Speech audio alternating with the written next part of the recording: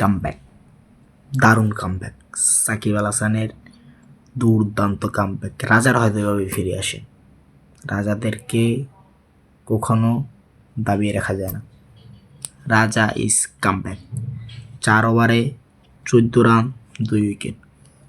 কিপ্টে bowling কাকে বলে সাকিব দেখিয়ে দিয়েছে। এর আগের ম্যাচে অপমান, ব্যাটিংয়ে নামতে দেয়নি, গ্লাভস খুলে ফেলাই দিয়েছেন, হতাশা, বোলিং অত একটা ভালো করেনি।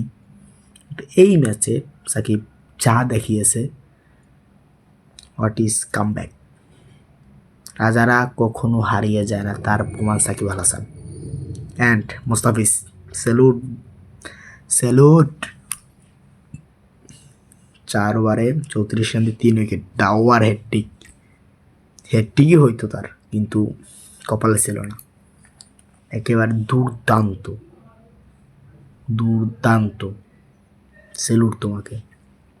তুমি যে কি করতে পারো সোলার দিয়া, তা দেখাই দিছো, তুমি দেখাই দিছো। তুমি যে কি পারো তা তুমি দেখাই দিছো। আর কি বাংলাদেশি বলাটা কি করতেছে তা আমার জানার। আর কি বাংলাদেশিয়ারা দেখলে হয়তো এরকমই লাগে।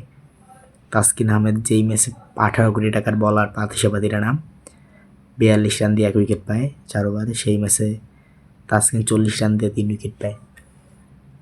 দিশাদের গুগলি বিগ ব্যাশে অস্ট্রেলিয়ার মেলবোর্নে তার গুগলি কাকে বলে দেখাচ্ছে। বাংলাদেশি বলাররা জাস্ট অ্যামেজিং।